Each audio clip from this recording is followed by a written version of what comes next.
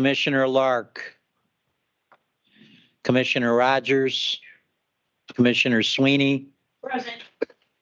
One more time, Commissioner DeBunda, Commissioner Egloff, Commissioner Lark. You do have a Okay, thank you, Tom. We do have a quorum. Welcome all to the Horse Racing Commission meeting, and thank you to the commissioners who are with us for your service. We appreciate that. Just to, before we begin, just to note that this meeting has been properly sunshined, so we're good there. And also to note that by way of notice, the commission conducted an executive session to engage in quasi-judicial deliberation to be adjudicated at the public meeting and to engage in attorney-client privilege communication. So with that, let's jump in. So we have the approval of the minutes of January 31. You've had a chance to look at those, review them. Do I have a motion to accept? So moved. Second. Okay, motion and a second. All those in favor of approving the minutes, say aye. Aye. Those opposed, the same sign. Any abstention, motion carries. Thank you. In the presentations, we have the Racing Fund financials. Jason Dunsavage is going to present that today. Jason, welcome.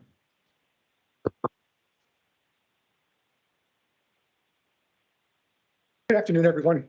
I'm here to present the racing financials as of the end of January 2023. We began January with a cash balance in the unrestricted racing fund of 5.5 million. Revenue during the month totaled 1.37 million. Against that, between the commission, testing, promotion, and the Department of Revenue, expenses totaled 1.19 million, leaving us an ending cash balance at the end of January of 5.723 million. Moving on to the commission. For the month of January, between taxes and non-tax revenue, the total was 590,000. Personnel expenses during the month, 339,000. An additional $60,477 in operating for a total expenditure for the month of January of $400,005. For the full fiscal year, revenue for the commission has totaled 5.8 million. Against that, total operating of $4.2 million. Moving on to racehorse testing. For the month of January, the Racehorse Development Fund transfer totaled 780,000. Personnel was 260,000. Total operating 438,000 for a total for the month of 698,000. Fiscal year to date, 5.85 million has been transferred for testing from the Racehorse Development Fund, and total expenditures 8.3 million. Looking at racehorse promotion for the month of January, total expenditures were 92,000. For the fiscal year to date, the transfers from the Racehorse Development Fund were just over 2 million. Expenditures against that were a little over 1.2 million.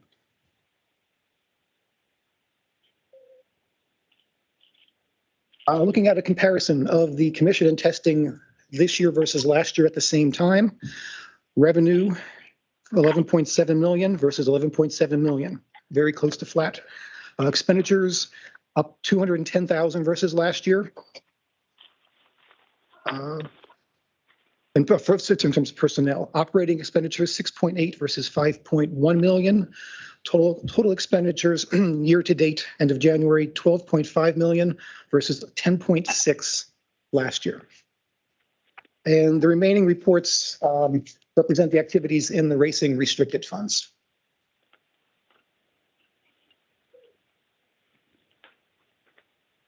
Any questions? So Jason, just on the consolidated report, Yeah. revenue is about equal, expenses up 18%, Correct. right? What's the significant difference? Right, Tom, you want to mention? The main difference, Mr. Chairman, is timing. We picked up a bill from last year that's in this number. In addition, there was equipment we bought in 21, 22 that didn't hit till 22, 23. That's the major difference. Plus, you can see we're picking up, part of its timing. You can see we're picking up savings in the contracted services, the real estate, the lab supplies, and so on. So we anticipate by the end of it, it'll be closer to a balance. Thank you. Other questions, comments? No question. Financials? Could I ask Mr. Dunsavage to spell his name for the record, please? Is Dunsavage, Dunsavage. Jason. Okay, Jason, thank you. Any final questions, comments? I will note that. Commissioner Lark joining the meeting. Yeah, Commissioner Lark, please go ahead. No, I'm just joining the meeting. Okay. All right. Well, Thank you. welcome. Yeah, you're welcome. And Dr. Egloff, I believe, has joined us as well. All right, very good. Thank you. Great. Thank you. Okay. All right. Thanks. Thanks, Jason. On to the, I'll turn to Tom, right? You want to set this up for the marketing report? As you're well aware, with the marketing, each month we try to bring in the organizations that have received grants from the promotional fund. This is the last in the line of organizations to present. The PHHA will provide a marketing report. We have Mike Harant here, who's going to step up, and Rachel also.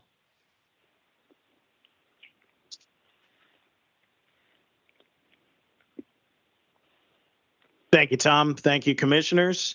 My name is Mike Harant, Harant. I'm the executive director of the Pennsylvania Harness Horsemen's Association. And I'm going to turn this over to our marketing director, Rachel Olszewski, and she'll spell her name. Olszewski.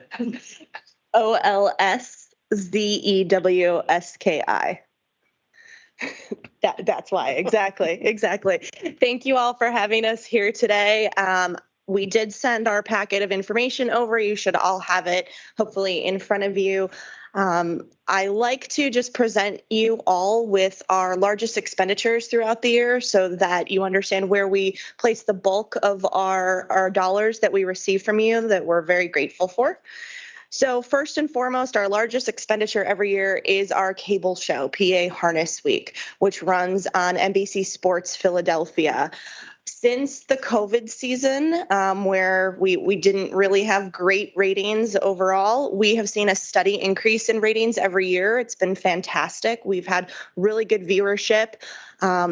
In 2022, we actually visited 2 of the fairs. So this is the first time we've been on the fair circuit with everybody, and we are very excited. We went to the York Fair and the Silver Springs Fair, featured them in 2 separate episodes, and it was fantastic to talk to the horsemen who were there. A lot of up and coming horsemen, which was great. This season will actually be the 15th anniversary of the show, so we do have a couple of good things planned. We have some surprise guests from the past. We're going to continue the fair circuit coverage, which we're very excited about. We're going to be going to some different fairs this year. Then we're moving into a new time slot also. We're moving into the 9:30 time slot, which comes right out of game replays from the Phillies. So it's a higher ratings slot as is. Then plus we're hoping our followers will go with us. So we're very excited about that for the 15th season. Our second biggest expenditure is always Trackmaster and the free pass performances that we've done for the 2 tracks for the past 2 years. It has been phenomenal. Year over year growth just continues to go up for us. Harrah's this year was a 35% year over year growth for downloads, and Pocono was 31%. As you can see here, we had 86,000 plus downloads of all our past performances, which was great. We had 7 weeks that we had triple digit growth on the downloads. We did have 14 weeks with negative growth. That happens. We're well aware of that.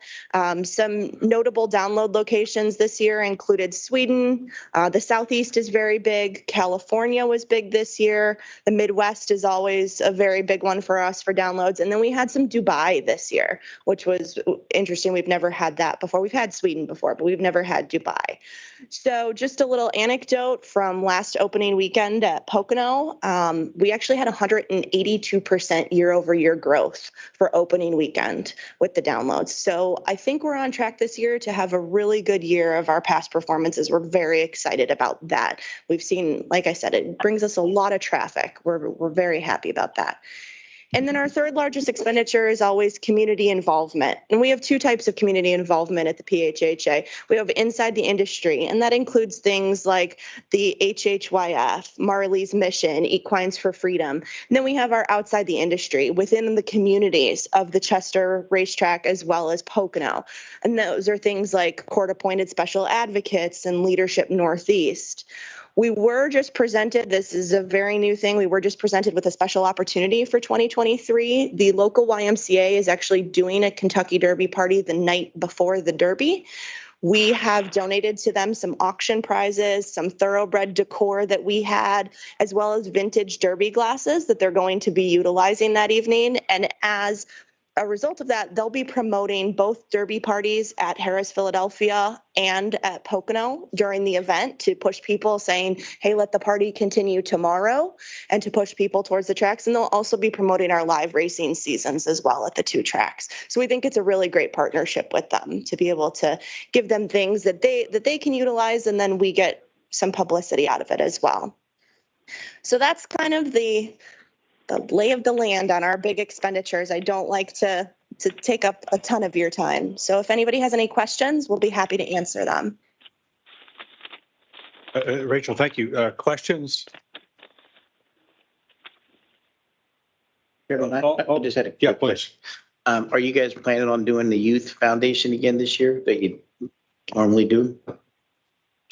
So we haven't done the camp in a couple of years up there pre-COVID. I think 2019 was the last year of the camp. We're actually waiting to hear what they've scaled down a little bit too. So we're kind of waiting to see where they're at before we commit to anything on their end. We'll be making donations. Yeah, please, go ahead. Mike. Questions? Rach, let me just ask one quick question. Do you see moving forward into 23, these programs continuing? And if you looked into 2023, what is going to be your high points? Definitely Trackmaster and the free pass performances are going to be the high point. That has been something that I'm so glad we got involved with a few years ago, because the traffic we get from it, and it seems to correspond with handle as well when we see the growth and the negative numbers we see, that goes along with handle. PA Harness Week, as I said, will continue because it is the 15th season. Community involvement, I don't know if that will be one of our large expenditures this year, but we will be involved as we always have been. Another question? Yeah, Commissioner Brennan. I'm sure that you also probably have something on the schedule for the fair final that's going to be moving to Pocono this year. Any kind of special promotion would be appreciated. So anyway. We'll make sure we look into some sort of promotional item for the fair final. Rachel or Mike, give us a sense of how much money, I mean, what is the marketing grant to you? And if you can give a sense of the division between the three priorities. Sure. Part one, and part two is, I mean, prior to the marketing funds, was there an expenditure on marketing, and how much was that, do you know? Absolutely. So the expenditures on this, so we are about $100,000 at Harris, Philadelphia, and we're a little bit over that at Pocono. PA Harness Week is by far, I would say, 50% of that expenditure. Just because there's a lot of moving pieces involved in that. There's a lot that goes into that, both with personnel and with the cable access and whatnot. Trackmaster has been climbing. It is a large expense. I would say it's about 15-20%. And then community involvement's about a 10 to 15% expenditure. I cannot speak to what was spent previously to the grants because I've only known the grants in the marketing. We do have a marketing budget that we utilize for other expenditures, but this is what we utilize the grant for. Very good, thank you. Other questions, comments? If not, thank you. Have a great year. Okay, on to Presque Isle. Okay. The next item on the presentations is Presque Isle has made a modification request to the commission. Back in the fall, the Presque Isle Downs live racing season was approved for 100 days. They would like to reduce it by 20 days to 80 days. I believe Todd is here in person representing the PAHBPA. And Matt, are you on the phone? Are you on Zoom or Teams? Yes, I am, Tom. Why don't we suggest that you lead into this and tell us the reasoning behind this, and then Todd's here to offer any other support. Yes, thank you, Tom. I first of all want to apologize. I am at the Racing Investigators Annual Training Conference in Tucson. Is the reason I am not there in attendance. I appreciate you taking time to consider this request from Presque Isle. I see Todd walking up to speak as well.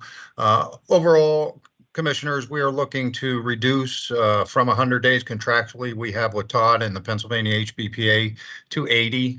We feel this is an ideal number in 2023 to allow for a competitive meet and keep our purse levels where they have been in years past. Additionally, post-COVID, Presque Isle Downs has not rebounded to the slot revenue levels we were prior to. As a result of customers or patrons staying in Ohio, if you will. And we have even noticed come January 1st, when legalized sports wagering has come on board in Ohio, there is some overlay in slot play from those players. Our revenues are down significantly for sports wagering from our retail product, which is not helping the cause from a slot revenue perspective, which we all know is where our purse monies are derived from. So our request is to go from 100 to 80 and again, remain competitive and keep our purse levels where they have been in the past. And I'm sure Todd can elaborate from there.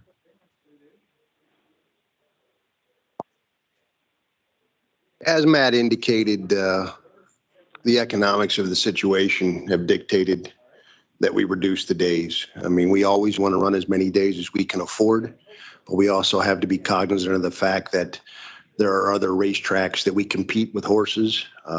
With the today's size of full crops, it is very difficult to budget on a daily basis because sometimes there's only 8 races that will fill. And if those are larger purse races, you're spending more money. And we ended up overspending by about 1.1 million on the meet last year, which created the deficit moving into this year, and we need to correct that. But as Matt indicated, our goal was to keep our maiden special weights at $30,000. In the thoroughbred product, and I don't know how it is on the standardbred, but in the thoroughbred product, everything is based off your maiden special weight races. We feel that's very important. We do not want to fall below the level of Thistledown, which is in Cleveland. And if we would do that, we believe that it would severely hurt not only the people that ship there for the meet to race, but also the shippers that we get to have a competitive card. So my board reviewed it. We felt that it was extremely important to maintain those purse levels and to accomplish that task. Unfortunately, the financials indicate projecting through the end of the meet, we can afford to run 80 days. So that's where the 80 days comes from. I'll entertain any questions you may have. Questions or comments? You'll see an action item here, number 7 on the agenda, to approve what both Matt and Todd have briefed us on. Any questions for the team? Okay, great. Thank you, Todd. All right, I'll turn to Deputy Secretary Cheryl Cook, if you don't mind, just to set up the presentation for DMVA. Sure. Thank you, Secretary. I'm hoping Brigadier General Maureen Weigel is with us on Teams. She is the Deputy Adjutant General for the Department of Military and Veterans Affairs. And There she is. awesome. There she is. And in that role, oversees veteran support programs, outreach programs, everything she can think of. And she is one of the more creative thinkers I've run across in state government.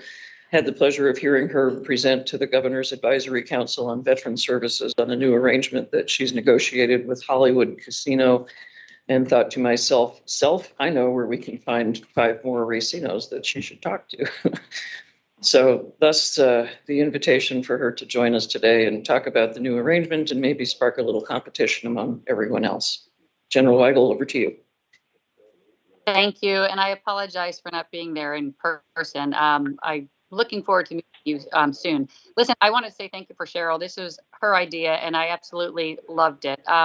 In my position, I take care of 750,000 veterans across the Commonwealth. I'm anywhere from Philadelphia to here.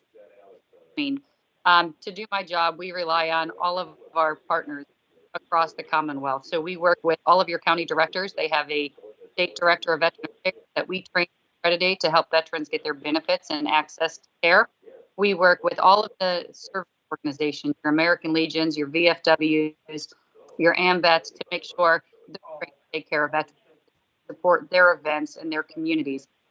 And we work with community, all of the nonprofits. So around Harrisburg, you have a YWCA Just for Today services, which both of them get about 3,000 homeless veterans out of there monthly at any given time. And there's so many partners out in all of the communities. We've created a PA Vet Connect to all of our partners. So if you type in a zip code, you could see where the food banks, the shelters, the resources you need to be a caregiver or if a veteran's in crisis. And, you know, in Pennsylvania, what we have very uniquely is we have a governor's advisory council that Cheryl mentioned for veteran services. And we've identified different issues we're trying to work on to take care of veterans, whether it's the aging population. Pennsylvania has the 4th largest population of veterans, but we have the oldest population. We work with mental health issues, suicide, homelessness, female veterans issues. We work with the Judiciary Committee, and agriculture has been very integral on helping us give ideas and things to do while they're incarcerated. And we work with employment. So employment's a big initiative of mine. But I'll tell you, our veterans nonprofits are the key and the backbone to everything that I do. I go out to every single one of the shelters. I do the homeless state, make sure I know all of our community partners and make sure they're vetted and they're doing what they're telling us they're doing. So we've created, and this is very unique to Pennsylvania, a Veterans Trust Fund. And anybody can donate to a trust fund. But when I took over the position, I asked, well, who is asking corporations or others to take care of, you know, the Veterans Trust Fund? So every dollar that comes in, I have to give it out to veterans in the way of grants through these nonprofits. So all the 501c3s across the Commonwealth that are taking care of veterans will ask us for a grant. And then I look at the grant application. We monitor the way they're using the money. We visit, make sure they're doing what they say. And when I mentioned this to Hollywood Casino, stopped and they paused and they said, so if we just did a MOU or an MOA with you, we wouldn't have to go and find these organizations and vet the organizations and keep track of these organizations. And I said, no, if you want to work with me, we could help you do that. I heard some of you talking about community involvement. I know so many of the community partners, whether it's for veterans or others, because we have some, you know, combined services with Department of Human Services and other partners that I can connect you to so many opportunities to take care of not only veterans, but youth and different areas. So I'm really excited to get to talk to you today. I would love to answer your questions. And more importantly, I would love to see if I can help you bring veterans to your casinos, bring them to your tracks if you have big Veteran Day or Memorial Day or some types of events, as well as if you'd like to let me help you donate money to the trust fund and find the nonprofits that you like to work with, and I'll make sure they're in our pool of grant applicants. So thank you so much, and I'm happy to answer any questions on that. General, thank you. It is good to see you on screen. The last time I think we were standing at a cattle pasture somewhere in Center County, looking at some, a great time. And just a note of thanks, I mean, for the partnership with Ag and the work that you're doing on behalf of veterans. And it's a great partnership for us, and thank you. So specific to this presentation, questions, just looking around the room and around the screen here to see if there's questions for the general. Yes. General, would you be kind enough to send all your information to either Tony or I, and we'll send it out to the racetracks and the horsemen's groups on your behalf? Absolutely. I would love to do that. I will get that over to you today or tomorrow.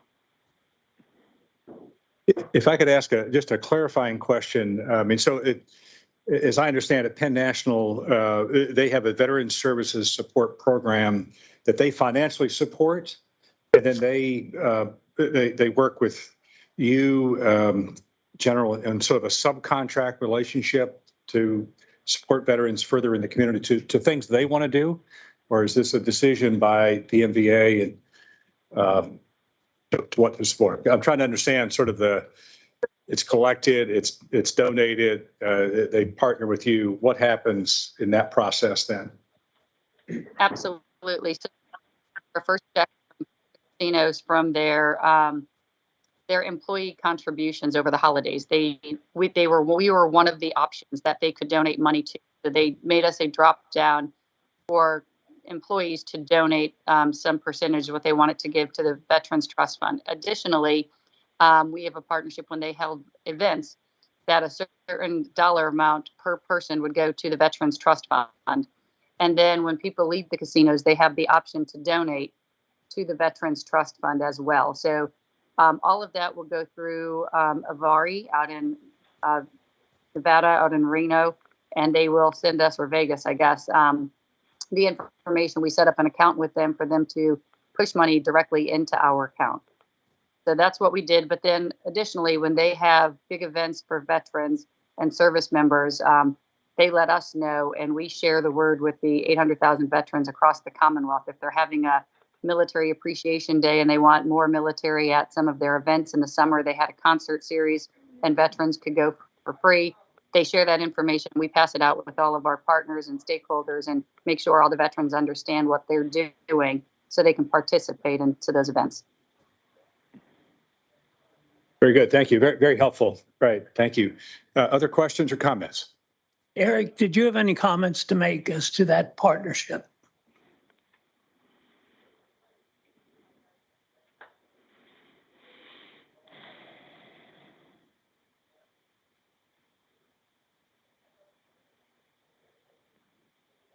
Not really prepared to, but yeah, I'll throw it out there. I do know that we have a program through the casino called My Heroes. So any veteran or first responder can come out there and they get a special player's card that has special perks for it. So they can get different discounts on certain days, get some free slot play and other events. And as mentioned, we do a lot of work with the concert series. We have a couple concerts a year specifically designated for the veterans, and the benefits of those, the proceeds of those conferences go toward the veterans. It's a great partnership, and being as close as we are to Fort Indian Town Gap, we see it as a huge advantage.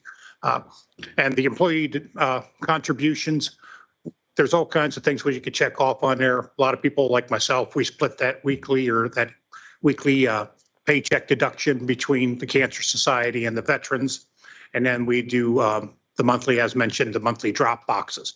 So all the odd slot vouchers and that, as people are leaving, that are worth 30 cents or whatever. It's amazing how quick when those hit those boxes, how fast they add up, and it becomes meaningful money at the end of the year. So it's a great relationship, and we're very proud of it. So, and something that we will be continuing through the years. Thank you. My pleasure.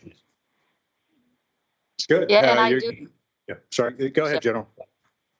No, I just want to say there's so many people in need across the Commonwealth. This partnership and the proceeds that we're going to be getting from that casino, those casinos, will definitely impact people's lives. So it is a wonderful relationship, and we appreciate it.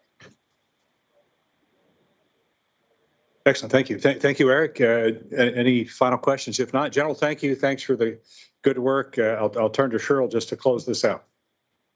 Well, thank you. As Tom said, we'll get the general's contact information out to everybody. Pressure's on. I'll ask every month.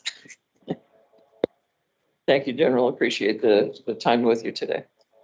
So thank you all for your consideration to help our veterans. I appreciate any and all the dollar amounts. So thank you. Have a great day. Do the same. Thank you.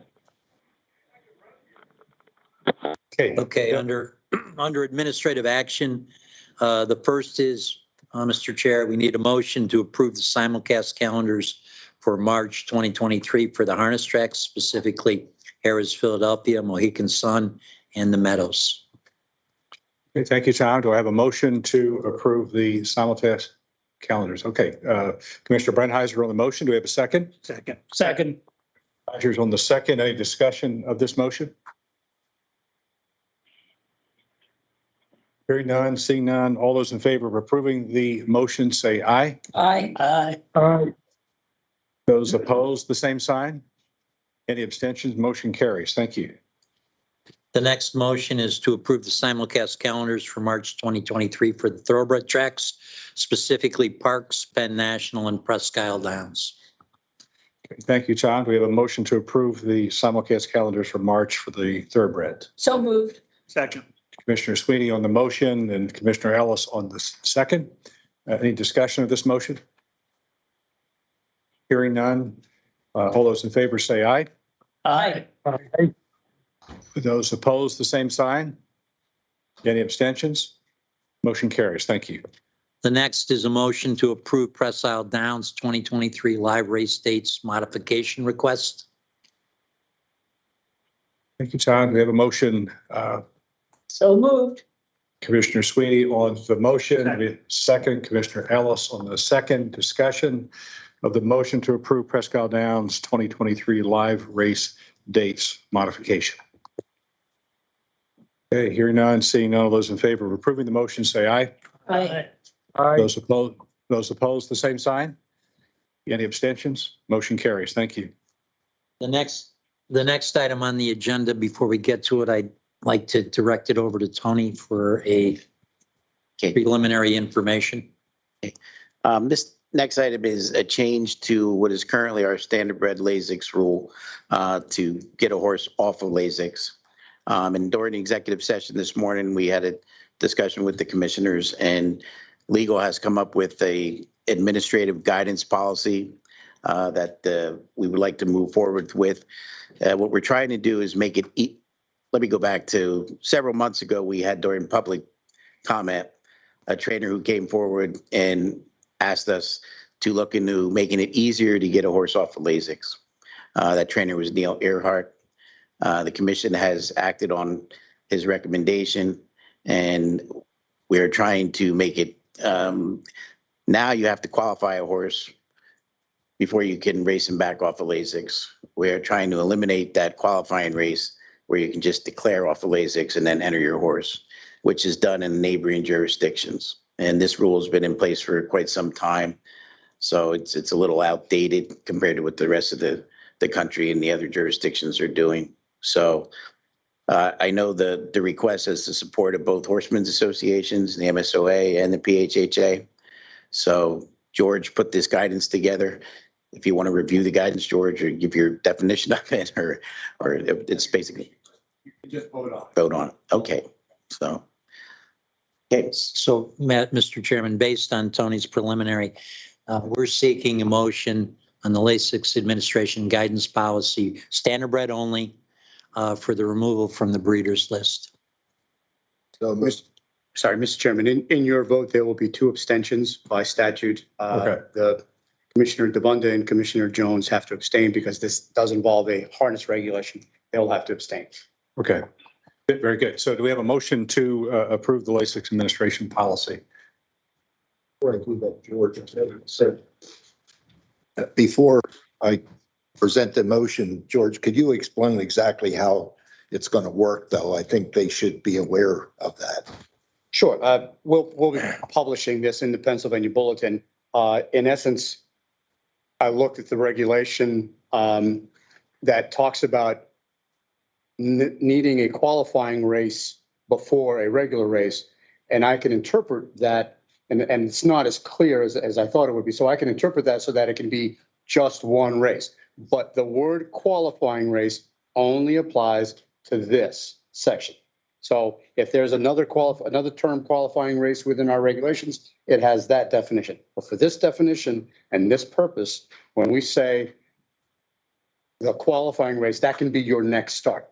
So you don't have to go do a qualifying race and then go do another race. So you don't have to do 2 races to get the horse off the LASIK list. Because obviously the commission fully believes that it is in the best interest of racing and the best interest of the horse to get the horse off of Lasix as quickly as possible. So that was the directive. That is what we're looking to do at this point. Simultaneously, I will be working on changing this as a full-blown regulation. But for the time being, this is how we're going to interpret that section. That makes sense? Yes. Okay, thank you. Commissioner Redheiser? Okay, so we've got a motion on the Lasix Administration Guidance Policy. Do we have a second? Second. And Commissioner Rogers on the second discussion of this policy in motion. The discussion, looking at the screen, around the room. Okay, hearing none. All those in favor of approving the motion, say aye. Aye. Those opposed? And the abstentions? We have two, right? And which commissioners again, please? Commissioner DeBunda and Commissioner Jones. I would abstain. Okay, thank you. Are either of them on? If they I'm can't on. abstain, if they're, okay, then only one. One abstention officially. abstain. Russell's on. Okay, yeah, we've heard the abstention. So one abstention present. Okay, the motion carries. Thank you. Okay, thank you. Let's go to industry reports, and I'll turn to Tony for those, please. Thank you. Mr. Chairman, before we go to the reports, Tom has a few housekeeping items to take care of. Thank you, Tony. Just a general statement, as you're all aware, if you read the publications, HISA, the Horse Racing Integrity Safety Act, is scheduled to start their anti-doping and medication program March 27th.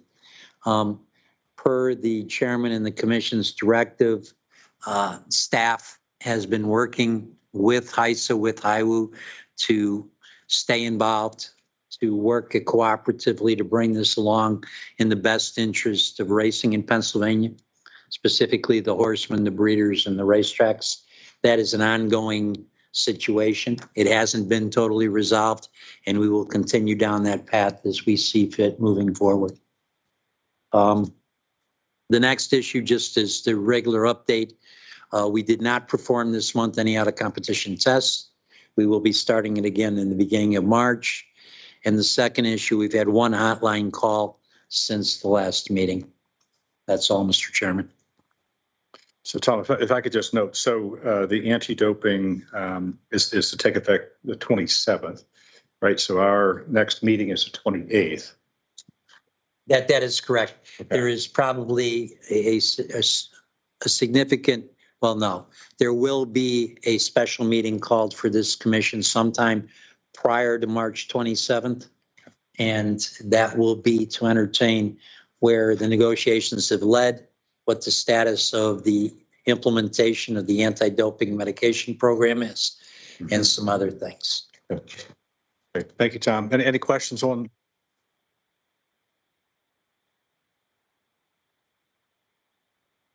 No? Okay. Yeah, please. Just want to make one comment that I appreciate all the work that our staff has done in working to accomplish what we've accomplished and continuing to try to, I know it isn't always easy, but you've done an excellent job and I think represented this commission well. Thank you.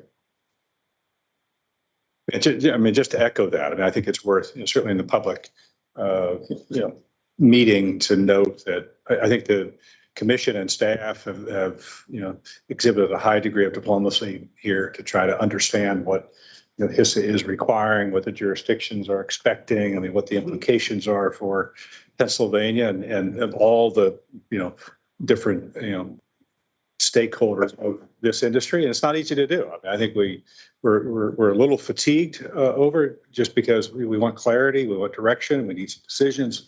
There are budget implications, but at the end of the day, Tom and Tony have navigated those conversations with grace and integrity, and I think we've got to keep working at it, and just to give them encouragement, because at the end of the day, this is not something that we set out to do. This is thrust upon Pennsylvania, the jurisdictions by Congress, and we'll make the very best of it. But at the end of the day, as we've expressed, we're also not going to compromise, the integrity of the work that we're doing and the enterprise of racing in Pennsylvania.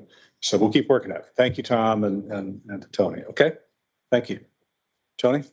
Okay. For the industry reports, as I go around, I know most people are on Teams. I just ask you that you please spell your names for the benefit of the court reporter. So we'll start off with Scott Lisha from the Meadows. Scott?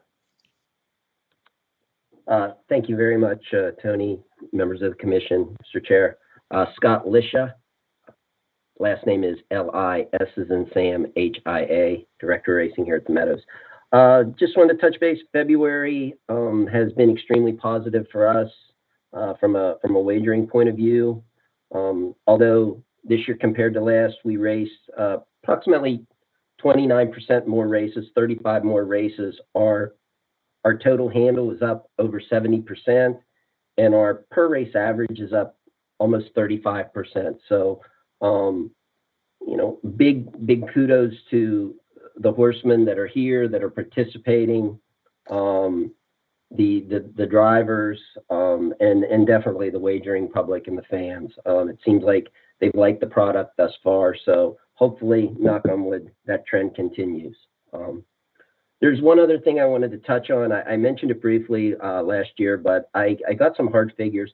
Chris Gooden, who is our track photographer here, came to me about a little over a year ago and asked if he could do some videos and things and post them on social media. So my big input was, sure, go right ahead.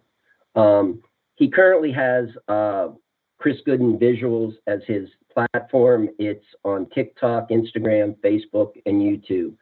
80% of it is featured harness racing here at the Meadows, drivers, horsemen, horses, employees.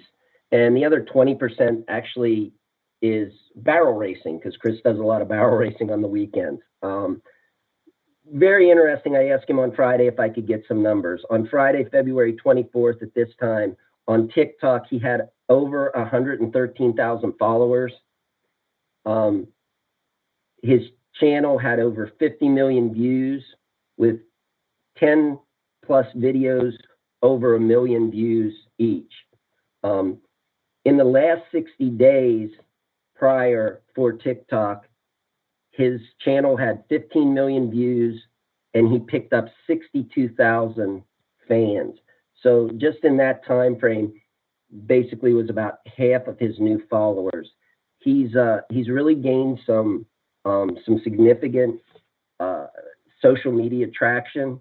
His Instagram account has 36,000 followers, averaging about 2.5 million views per month. Facebook, 19,000 plus followers, several videos with well over 1 million views. And even on his YouTube page, 1,500 subscribers and over 750,000 total channels. I think we know that, especially TikTok, it's kind of geared toward a younger demographic. And Chris, along with, I must mention Kevin Hanley, who's our entertainment manager here at the Meadows. They work together on this. It's something they're just doing on their own. And I think it deserves some recognition, because although I'm not really social media savvy, those are some pretty impressive numbers in any way, shape, or form. So I just wanted to mention that. Thank you. Okay, thank you, Scott. Yeah, those are impressive numbers. Mike Sullinger from Pocono. Mike? Good afternoon, Tony, commissioners. It's Mike, M-I-K-E, Zullinger, Z-U-L-L-I-N-G-E-R. And we've got our 2023 season underway. We have 4 days under our belt so far, 2 Saturdays, 2 Sundays. So far, handle has been up about 15% over last year. Coming in March, we add Mondays to the schedule. So it'll be Saturday, Sunday, Mondays at 1 p.m. And this weekend on March 4th starts our Game of Claim series. So there's sure to be a lot of claiming going on this weekend and the next few weekends. Other than that, just eager to get the season going again. Thank you. Okay, thank you, Mike. Excuse me, Barry Brown from Harris. Barry? Thank you, Tony. Barry Brown, Harris, Philadelphia. So the only thing I can add today is our first qualifier for the 2023 season is less than a month away. That will be on March 24th, and opening day will be on Sunday, April 2nd. Thank you. Okay, Barry. Joe Wilson from Parks. Joe? Okay, this is actually David Osajanak. I'll spell the last name Osojnak. I'm Parks Director of Racing. Thank you for having me today, Commissioners. Not much to report. We're took entries today for March 6th, which is our first day of Parks Madness. We have 7 stakes on combined Monday and Tuesday total. We have 4 3-year-old stakes on Monday and 3 stakes for older horses on Tuesday. So we're looking forward to that. And nothing else to report. Thank you very much. Okay, thank you, David. Eric, did you have anything for Penn National? No, I'm good. Okay, thanks, Eric. Matt Ennis. Matt, anything from Presque Isle? Yes, this is Matthew Ennis, Matthew. Last name is spelled Ennis. Very quiet February, simulcast only here at Presque Isle Downs, moving into March with the commission's approval. Very excited to get people employed towards the end of March, get our track in order for arrival of the horses mid-April, and thanks to you, plan on beginning our season May 15th. So that's it from Presque Isle, and thank you again, Commissioners. Okay, thank you, Matt. Sam or Mike, you guys have anything? PHHA? Mike Harant, Harant. Just want to say Pocono started 2 weeks ago. We have 4 days in the book. We're actually drew our 5th and 6th day. Entry box support has been very strong. Handle's been up, and Chester's right around the corner. So we'll be in full swing pretty soon. Thank you. Thanks, Mike. And the weather's cooperated with you too. Thank God. So yeah, it's too early to say that, I'm sure. Kim Hankins from the MSOA. Kim, are you on? Yes, I am.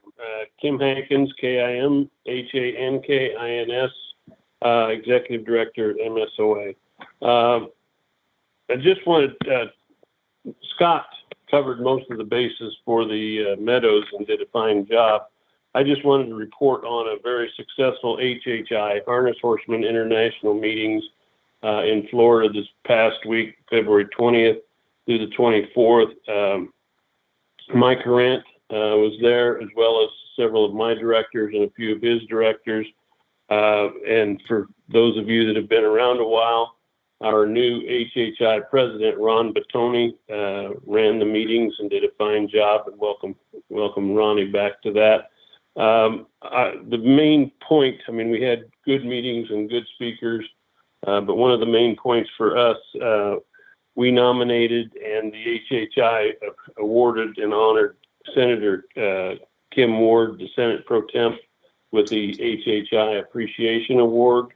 She has been a champion for horse racing for many years, and upon her presentation, her acceptance speech, she pledged to continue working towards benefiting horse racing for the Commonwealth. So just want to give you a heads up on that, and thank you for the time.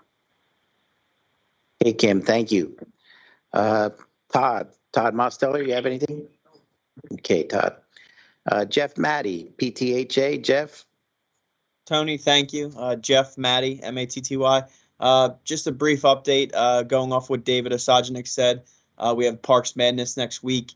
When Bruce Cassell and myself pitched to the commissioners last month about stable duels, which is like fantasy football of sorts, their executive team will be on campus all 3 days next week. So next month's meeting, I'll have a little bit more to report to you about stable duels and our ongoing partnership. Thank you. Thank you, Jeff. Jim or Mike Simpson for the Standardbred Harness Breeders? Mike Simpson, Simpson. No report today. Okay, Mike. And Brian Sanfratella from the Thoroughbred Breeders. Brian? Good afternoon. In your packet, the deposits to the breeding fund through January we're up 132,000. I just got February's numbers this morning. We're up about total for the year, about 112,000 over last year. In your packet, you received March's Thoroughbred newsletter. The fourth page, last page of the Thoroughbred newsletter, the year-end fund stats are there as far as the number one breeder, stallion and horse. And when you get a chance, please look at that. And the very last page of the packet is our 2023 Pennsylvania bred stake schedule. We have 29 stakes scheduled for this year, starting in April at Parks. And this includes the expansion of the 2023 PA Stallion Series for 2-year-olds, 6 races, approximately $1 million in purses. Any questions? My name is Brian, B-R-I-A-N, Sanfratello, S-A-N-F-R-A-T-E-L-L-O.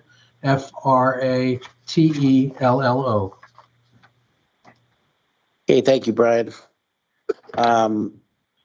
Public comment, Mike? Mike? No, sir. No public comment? Okay, thank you. Okay, Mr. Chairman. Okay, Tony, thank you. Just a couple of observations. One, Scott, I think your understated guidance to your team to sure go ahead. And you got 15 million views. Impressive. To Kim, thank you for letting us know Senator Kim Ward's recognition by HHI. Very nice. Thank you. And final, I guess, just to be on the lookouts, right, for some notice from Tom and Tony about a special meeting here sometime mid-March as we get a little more guidance on the anti-doping HISA issue. Any final comments?